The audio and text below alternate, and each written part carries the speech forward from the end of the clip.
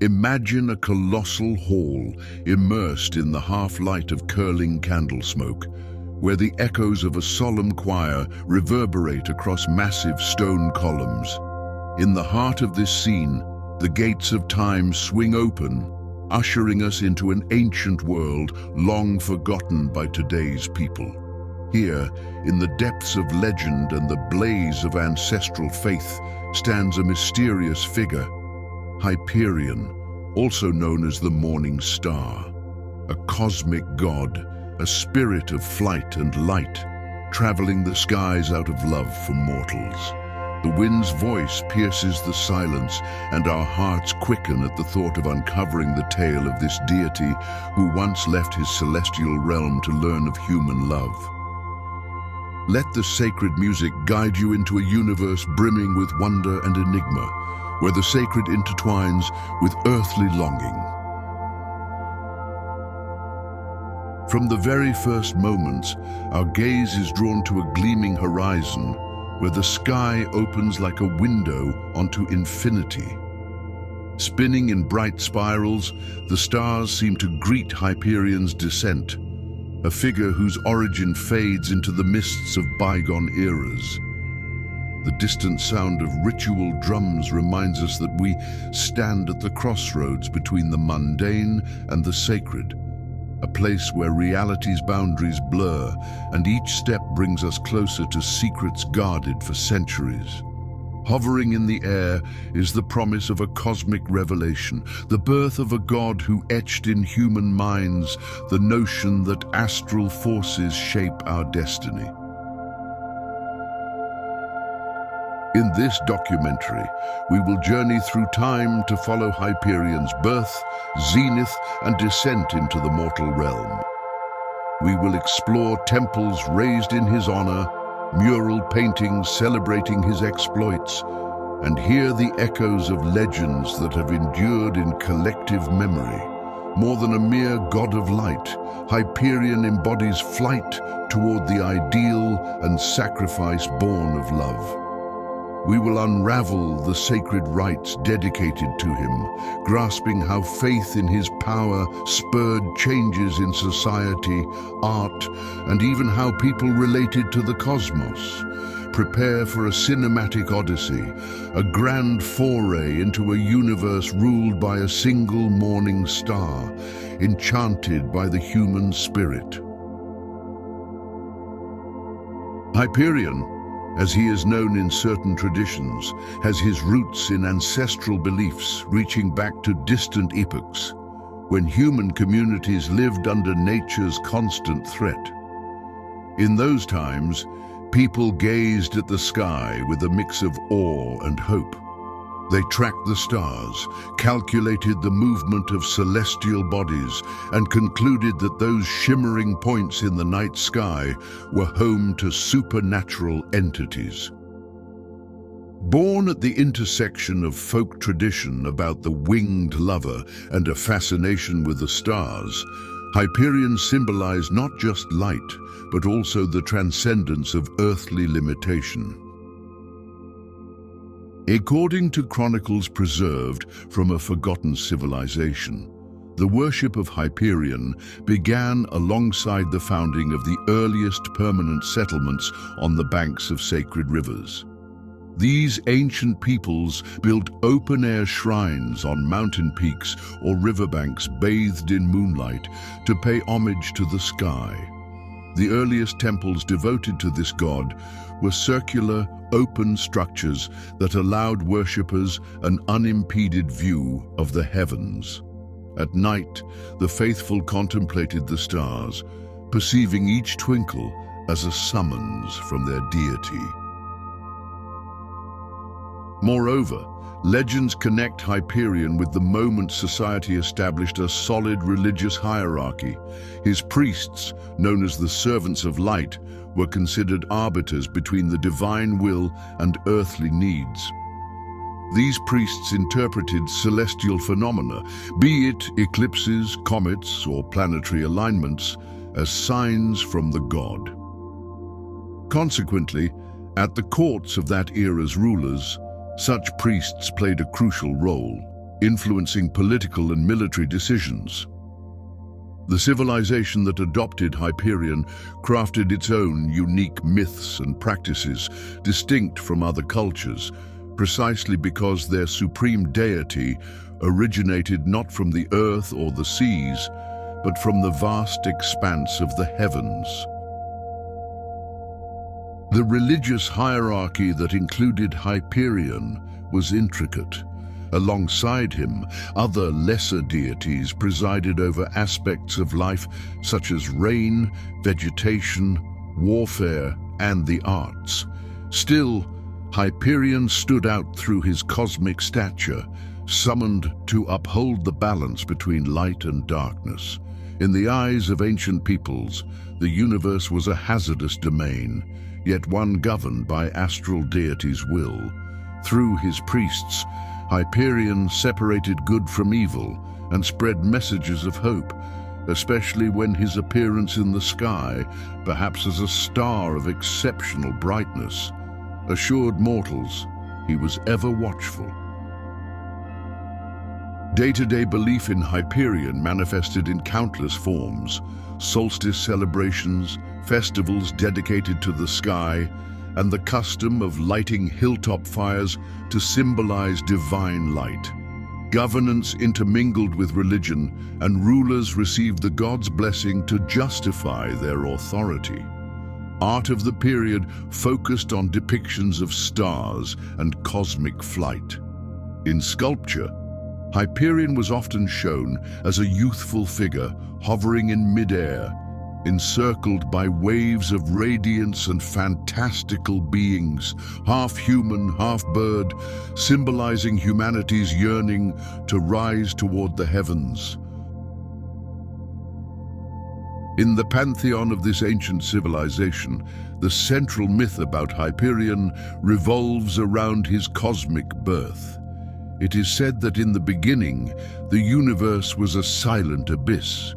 From it arose a primordial spark that gave life to the stars and imposed order on chaos. Out of this spark came two twin entities, one of light, the other of darkness. Hyperion, the one embodying light, broke away from his twin and ascended ever higher, eventually watching over the world from the sky. Here, it is said, he first beheld the mortal realm, gifting them astronomical knowledge and hope for a better fate. Another widely told tale describes how Hyperion fell in love with a mortal woman. Legend has it that night after night, he watched her from on high, sending her prophetic dreams and whispers on the wind. But loving a creature of clay was forbidden. Nonetheless, driven by longing, Hyperion descended into the world, taking human form. This is among his most dramatic, widespread stories, relinquishing infinity and immortality for a fleeting moment of love. In many versions, Hyperion's sacrifice becomes a wellspring of inspiration for poets, artists, and even strategists who see him as the heroic archetype, one willing to surrender his supreme power for passion. Accounts also abound of epic battles between Hyperion and beings of darkness, depicted as marine or subterranean monsters bent on destroying earthly harmony. One such creature, a night-scaled dragon called Nigrad, personified hatred and despair. During a cataclysmic conflict, legend says Hyperion summoned a sacred fire from the sky that lit the horizon and blinded the beast, driving it out of the mortal realm.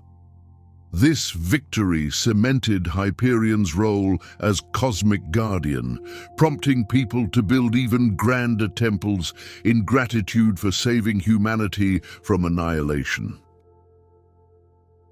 Symbolically, Hyperion was often associated with the phoenix, another mythic emblem of rebirth through fire.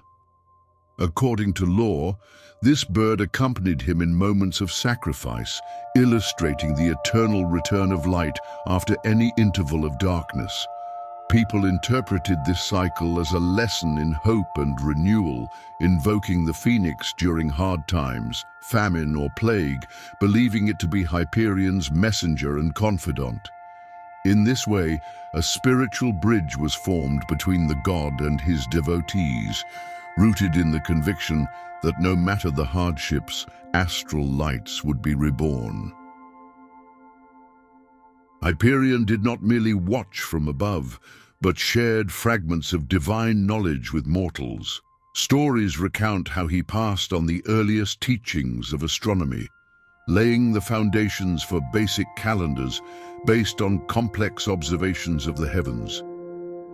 People learned to predict seasonal changes, farm their land more wisely, and navigate by night using constellations.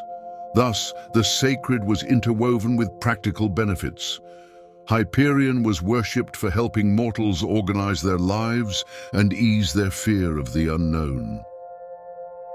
Rituals dedicated to him prominently featured sacred dances. Priests recited poetic invocations, while the gathered community formed circles around a central fire, moving in time with drums and choral singing. Each dance was modeled after astral phenomena, the rotation of planets, lunar phases, the path of meteors. In the ceremony's climax, believers thought Hyperion's spirit descended among mortals, blessing them with peace of mind and prosperity. This immersion of the divine into the everyday fostered a profound sense of closeness between the worshippers and their god. Sometimes priests also performed ritual sacrifices, usually not human, extremely rarely so, but rather animals, fruit, or aromatic plants.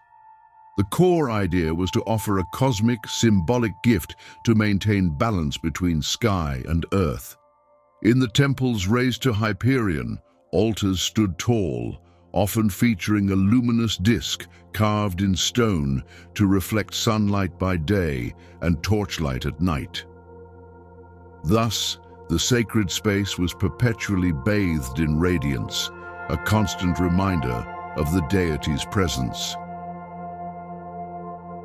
Still, amid this sweeping mythology, the most renowned story remains Hyperion's sacrifice for human love.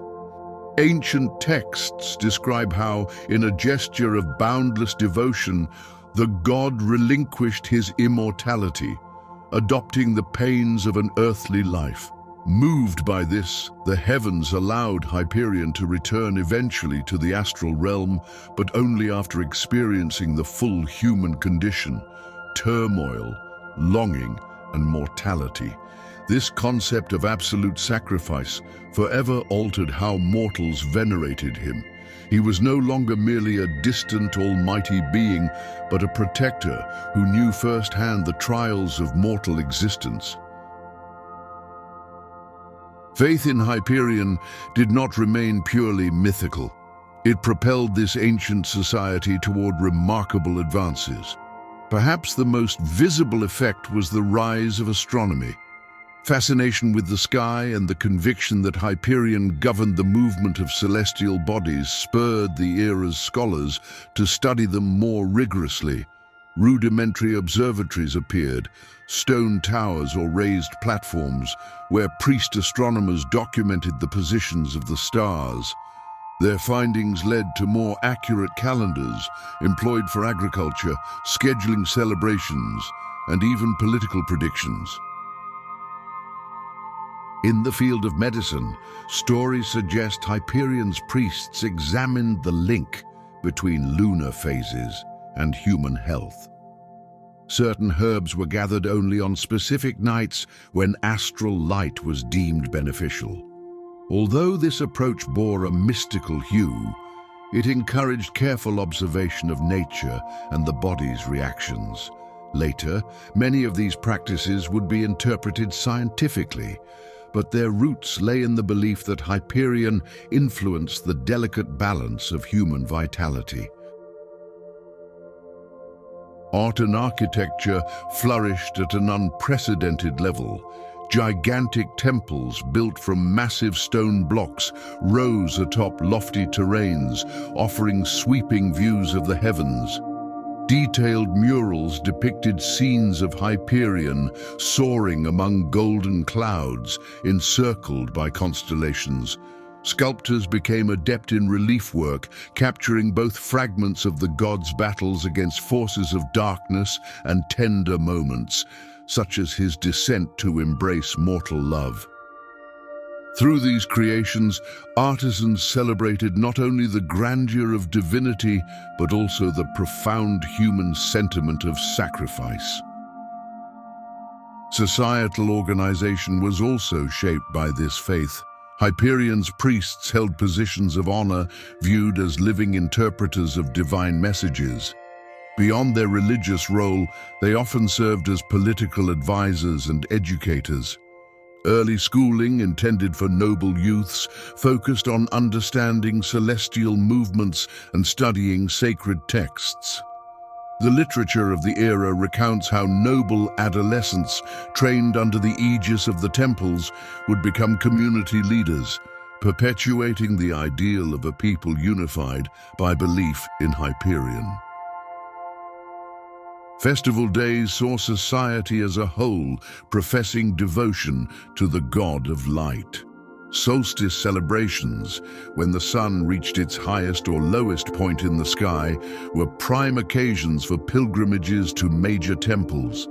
People brought offerings of grains, fruit, and sacrificed animals, while priests conducted solemn prayers seeking the god's protection for the coming year. The spectacle was enhanced by torchlit processions and floating lanterns, all symbolizing the power of light to drive out darkness and usher in hope. Hyperion's influence extended into legal matters as well. Some inscriptions suggest that laws governing family rights, inheritance, and commercial relations were drafted under the principle of light. The notion of unbiased justice was drawn from the impartial brilliance of the stars, implying that just as sunlight touches everything without discrimination, so should the law be universal and equitable. This metaphor opened legislators' minds, fostering a vision of fair, prejudice-free governance. In music and literature, Hyperion became an inexhaustible theme. Sacred songs performed by mixed choirs conveyed the tale of the god's descent among mortals, transforming it into an ode to transcendent love. Poets composed odes and elegies about this cosmic morning star, exploring emotions ranging from pure wonder to the melancholy of parting from the divine. Such creative abundance cemented Hyperion's place in people's hearts, establishing him as both a spiritual and cultural archetype. Furthermore, faith in Hyperion played a vital role in diplomacy among various kingdoms and city-states. Joint festivals, known as Night of United Lights, brought delegates from multiple peoples together to jointly celebrate the astral force.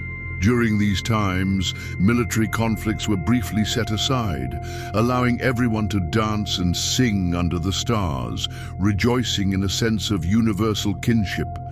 This peaceful atmosphere contributed to stronger unity between nations, leading some historians to conclude that Hyperion's symbolic power was key to reducing warfare in that era. All these aspects illustrate that reverence for Hyperion was not a simple star-based cult. It formed a complex system that shaped governance, art, science, and the social fabric. From poetry describing a god's love for a mortal to advancements in astronomy and judicial reform, Hyperion's influence functioned as a true cultural catalyst. This explains why, even after millennia, his name is still spoken with respect and wonder, and the symbol of the morning star has passed through the ages bearing a spark of his sacred light.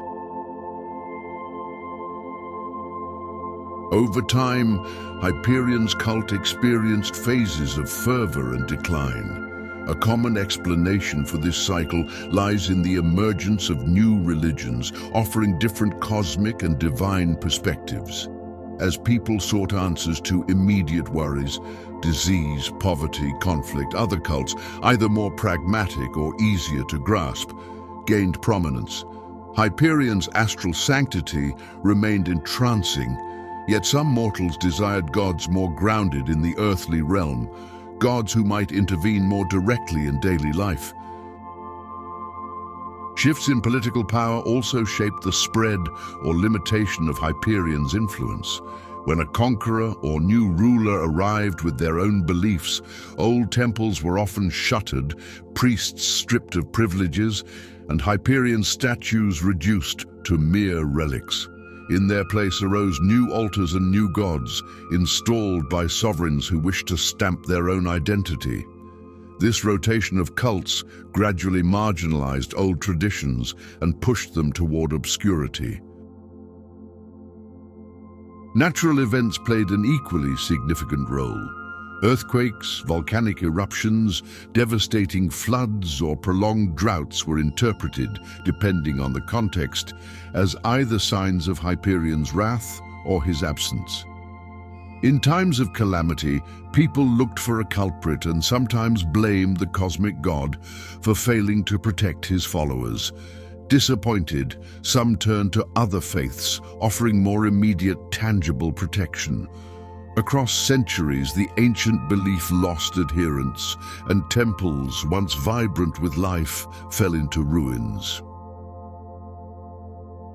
A fascinating aspect is religious syncretism. Even after Hyperion ceased to be exclusively worshipped, elements of his cult were absorbed into new systems of faith. For instance, the symbol of the brilliant star descending among humankind appears in many subsequent traditions. The rituals of lighting mountaintop fires for celebrating the light have been incorporated into various winter or solstice festivities under different names and meanings, yet reflecting the same exaltation of light. Similarly, the image of a god sacrificing himself for human beings became a recurring motif in multiple religions that highlight the sacred act of divine sacrifice. Today, examining the stone remnants and fragments of ancient writings on Hyperion, we can better comprehend humanity's path. A deity that began as a cosmic gleam, evolving into a unifying principle for an entire society, only to lose prominence in the face of newer faiths. Even so, his imprint survives in language, symbols, traditions, and the collective memory of those who still watch the night sky with wonder. Hidden within these traces is a mystery that persists through millennia. What power led our ancestors to worship a star, a morning star, and how did such a belief endure for so many ages? The spiritual legacy left by Hyperion runs deep in global culture and consciousness. We encounter him today in the verses of poets singing of the thirst for the absolute, in cosmic adventure novels, in video games recreating mythological universes, and in conspiracy theories suggesting astral forces silently govern our world. All retain an echo of that unrelenting quest upward, for knowledge, and at the same time for that piercing passion that drove a god to surrender eternity for a single moment of love. We may no longer erect stone temples to Hyperion, but we carry him within us as an ideal. The drive to surpass our limits, to see the stars as friends whispering hope. Just as Hyperion once descended among mortals, so are we in our moments of doubt, called to look beyond the mundane threshold, remembering our own capacity to dream, to love, and to sacrifice for something greater. Under the glow of this imagined morning star, We find renewed courage to conquer our fears, the aspiration to create, and the strength to rise again when life cuts us down. As the final pages of this cinematic account close, one question lingers like an echo across the forgotten realm of ancient beliefs. What does divinity truly represent for us, humans? Is it a tangible force with the power to perform miracles, or perhaps a reflection of our own dreams? In Hyperion, both facets merge. For our ancestors, he was a real god, yet he remains an eternal symbol of humanity's longing for knowledge and boundless love. His call still resonates faintly in the sighing wind that brushes our cheeks whenever on a clear night we lift our eyes to the stars. In the end, we are left with an invitation to reflect, look up at the sky and remember Hyperion, the morning star who has traversed the centuries without losing his brilliance. Surrender to the thought that beyond the glow of those stars may lie the very same forces that once inspired our forebears. If you close your eyes and listen carefully, you might sense the stirring of an ancestral longing, that distant echo whispering that somewhere, in the mysterious space between heaven and earth, there remains the perpetual possibility of transcending our limitations and tasting the infinite. Here, at the end of this journey, may we keep our hearts open to all that is sacred and filled with wonder. Let us bear Hyperion's legend like a guiding beacon through the long night of our doubts. And let us not forget, no matter how small our lives may sometimes seem, a trace of the divine resides in every upward glance. With each thought of love, each bold dream, and each step toward deeper understanding, we summon Hyperion back into the world in our own way, as a living reminder that we too are made of stardust and hope.